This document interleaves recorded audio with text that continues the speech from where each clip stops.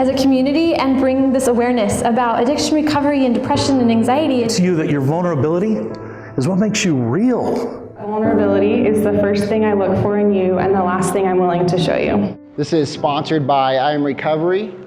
It's also put on by Zaba Events and also sponsored by Brown Sugar Media. This guy is a divorced father of 4. He is a public, I'm talking much. He's a public speaker, guys, and he also is the one and only co-creator of the Voices of Recovery. And he told me to tell you a secret.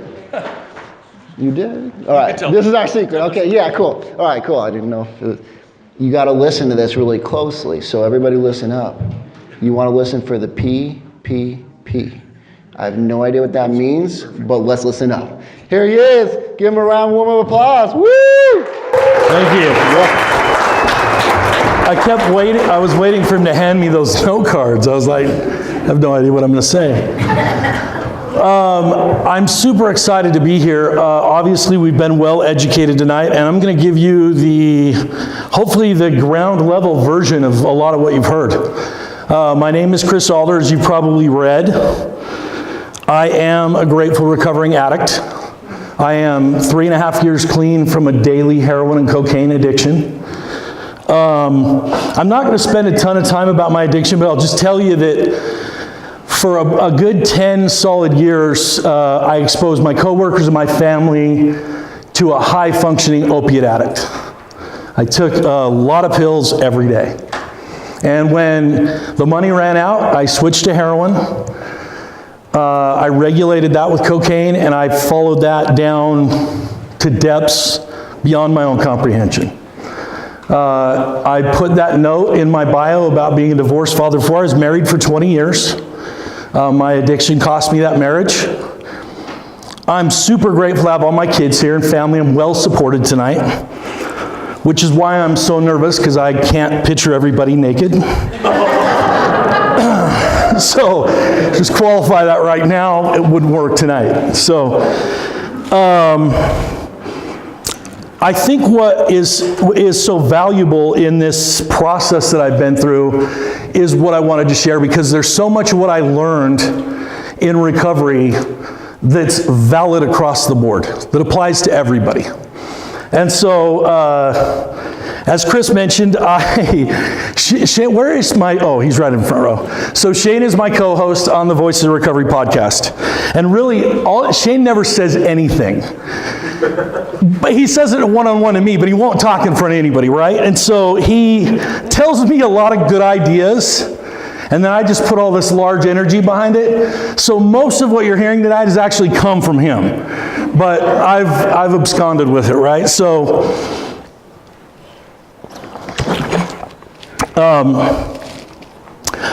Shane introduced me probably about a year ago to the 3 Ps: Perpetually, Permeate, Positivity. Now I would challenge all of you to say that as fast as you can, as often as you can, because I've been saying it for 1.5 years and I can't remember it half the time I say it. But we've talked about it many times on the podcast, and I'm going to walk you back quickly through how I came to that place in recovery and now how I apply it. So for those of you who don't know what inpatient recovery is like, that's how I got clean. I did 90 days at a local inpatient facility here in Utah. And it's an eye-opening experience for sure. But there are so many messages and lessons that are left in that process. And so I don't know if you can tell this by me being up here, but I'm not a big chore guy. I don't like to do a lot of chores.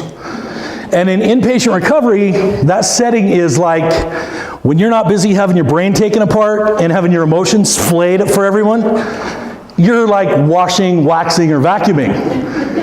And Shane, I'll speak for him right now, he and I would not get down with that. So we found a way at our breaks during chore time to just kind of disappear.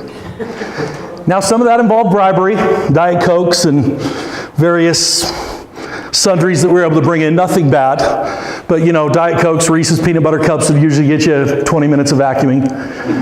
And so we were able to fly under this radar for a good 2 or 3 weeks like that. And we had this really tenacious house mother. And one day while they were doing a deep cleaning, Shane and I were up relaxing, reading our books and listening to music, and the door opened. And the house mother came in and she got us going on our chores, for sure. And we were pretty resentful of that, so we got assigned to do baseboards in about a 5,500 square foot house. And so as we started our job, we were really miserable, like we felt so picked on. And we started getting really loud and making these great statements about how doing this chore at this time was the very best possible thing we could be doing. And we were in the best place, with the best people, with the most wonderful environment, and there's no place we'd rather be. And this went on and on, right, to where the other housemates were like, please shut up. Don't let them talk anymore. They can go back to their room. Well, when we were done, because we did finish, and it was a grating hour, I'll tell you. When we were done, we went back to our room. We were kind of talking about it. We're like, hey, that was actually fun. We were like, we had a good time. Now, it didn't resonate with me right then because I found 50 million other things to be miserable about for the next 45 days. But it certainly resonates with me now that we were starting a process.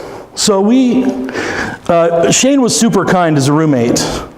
And I went in there without an iPod. I think I took like 4 pairs of socks and a pair of sweatpants when I first went in, but gratefully I got help there. But I read every night. I listened to audiobooks from my iPod to go to sleep.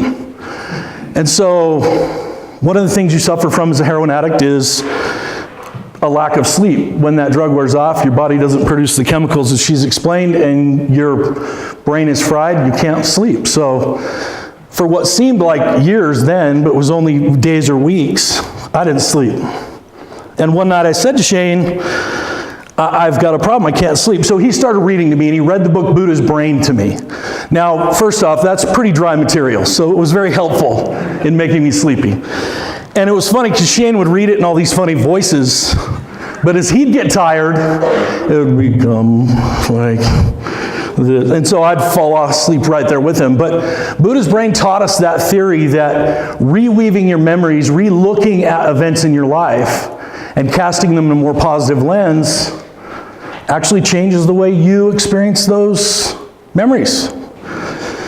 So in its infancy, I didn't understand what that all meant, but as I broke this down, I came up with 4 principles. And I'm going to give them to you in no specific order. But the first principle that I would put out there for you to maintain a more positive outlook is to take a hard look at the influences that you're allowing into your life. It's a little controversial right now, but I would say the very first step I took is I've been a year and 3 months since I watched 1 minute of news media. I have not watched 1 minute of news. Sean Achor, a great author and one I'll reference a couple of times, talks about protecting your castle, building your moat. If my persona and my positive outlook is my castle, then I want to be the one that decides that what comes in. And if you haven't already recognized that most of the media out there is propaganda designed to sell you something, that the ratio is around 1 to 5 positive to negative stories, and that the truth is, unless you can marry an action to what you're listening to, all it's going to do is make you feel bad, horrible. So you're going to go through this process where, yes, tragedy happens, and I'm not shortchanging it. If a mudslide happened right here, I promise I'd be involved. But across the country, across the world, if I'm not going to make an actionable decision to do anything about it, then the only thing you can do is hurt me. So I come to recognize that really early. The other is social media. So funny, we're putting this on Facebook right now. So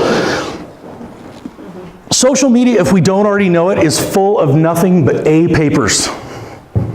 We make all these comparisons in our life to what we see on Instagram, Facebook, other social media sites. When I take a selfie, there's like 19 different angles. Where do I look the youngest, the skinniest, the best? Then I got all the filters. It doesn't go up until I look nice, right? And then you got all my high school buddies looking at it going, wow, he hasn't put on any weight, he looks great, he's young. And that's not real. People ask me all the time, how do you catch so many big fish? I post a lot of pictures of fish. Well, I don't post pictures of the days I don't catch fish. Or everybody like, why do you waste so much time? So we got to look at how many A papers are out there, right? It's not real. Just remember that. And so that's the first principle, is look at the media, look at the influencers you're letting into your life. I've been rehearsing this quote for the second principle all day. I first heard it from Mary. It's from Robert Heinlein. In the absence of clearly defined goals, we become strangely loyal to daily acts of trivia until it ultimately enslaves us. Now that's really drug addiction in a nutshell. Daily acts of trivia, being enslaved by things that don't matter. So the second principle is to clearly define where you're headed. I think that might change. It's changed for me. I was coming out of rehab to be a football coach, if you can imagine. And that's changed. I didn't want to go back in the car business. That changed. But I made those choices. I walked through my goal setting. When the goals didn't line up, I adjusted them. I didn't suffer disappointment. I didn't suffer failure. I just recognized it was change. And if you don't have a point on your map that your compass can point to, you're going to find yourself strangely loyal to things that don't matter. So, principle number 3, I get such a dry mouth. Now, if you listen to the podcast, you'll hear me do that like 100 times in a podcast. Sorry. So, this is a little more formal, it feels like. You can all see me. Anything, Shane? Nothing. Okay, that's what I thought. Principle number 3, I'm only going to touch on it because they told me I had to keep this to an hour and a half, and I'm going to have to cut this way short to do that. But no, I've only got a few more. But principle 3 is to look at perfectionism and acceptance. We're imperfect beings doing imperfect things at an imperfect time, the very best that we can. If you haven't found a way to reconcile with that, then take the advice of many of the people that have been on the stage before me tonight and pick up a Brene Brown book. The Gifts of Imperfection is a great place to start. Because the truth is, as soon as you can practice the great principles of forgiveness that we were taught tonight towards yourself, and start walking through this imperfect world with all these other imperfect people, knowing that it doesn't have to look perfect, that you're just going to do your best, I can promise you this, we'll all start to reconcile. It takes work. There is no switch. If I could flip it, we would have been done 10 minutes ago. There is no switch. You have to recognize these things, you have to make the effort, and then you have to go to work and put these principles to work for you. I had a whole spiel on perfectionism, but I get pretty passionate and obnoxious about it, so just know we're imperfect. The fourth and final principle I'll talk to you about is practice. I alluded to it already. I think that we can go back to the social media piece and look at just media in general and say, I followed Tiger Woods' career from the time he was like this tall. I watched him come up, and I spent the whole part of my young life believing he had a God-given gift and that he was just great at golf. That there was nobody that was ever going to do it better than he did it. I never put into perspective the amount of work and effort and drive that went behind what he was in my mind. And I bring that up because when you clearly define a goal, when you put passion behind it, when you won't accept anything other than your best effort, and you decide you want to go swing a golf club, I just gave you the formula to be Tiger Woods. Because you have to hit balls from morning till night. You have to accept failure when it comes because it's part of the process of success. And then when everything falls apart, you have to find a way to pick yourself back up, get up where you were before, and start moving forward. Because the enemy certainly to addicts, but to all of us, is stagnation, sitting still, or potentially going backwards. So I would say practice is that moment where you say to yourself, today wasn't great.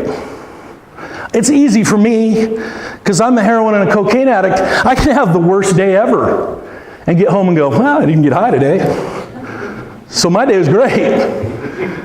Not everybody has that benefit. So I encourage you to look at your life and say, I'm still here. I'm ready to face tomorrow. I mean, I get up every day and I put my feet on the floor because of the goals that I've set and the things that I've done. I can move forward with great purpose. But that's the step. You need to be there first. But once you have it, once you put the mendability and the brain chemistry and the other things that have been talked about tonight in all different forms, and step away from the stigma, stop worrying about what happened to you or who did it, and look at how you can reconcile that for yourself. Make that amendment for you. That was a great message, by the way. Thank you. I think that there's so many opportunities that we have to look at others and find the vulnerability they have, like the quote we saw earlier, and ignore the ones we have in ourselves. But I would put it to you that your vulnerability is what makes you real. It makes you connectable. It makes it so people want to get with you in all the appropriate ways. I have found, these are crazy things that I say from up here. I'm not sure I've ever dared to say this in front of my kids, but the best thing that happened to me was my recovery. That had to be preceded by my addiction. What it gave me, what I've learned, who I am, the father I am, the employee and the employer that I am, those things have all come because I got down to that very bottom basement and had nowhere else to go. I had to build from right there.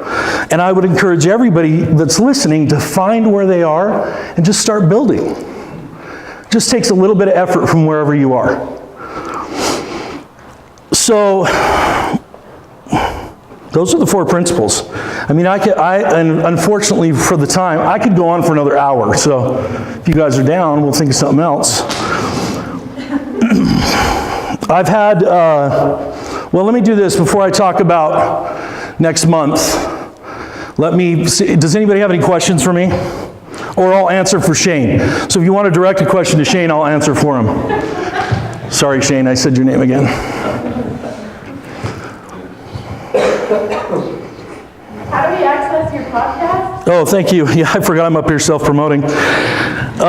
So there's business cards in the back. The website's www.thevoicesofrecovery.com. I present every Saturday message at an inpatient facility. We put those up on there, so it's a blog. We also podcast. We also podcast once a week.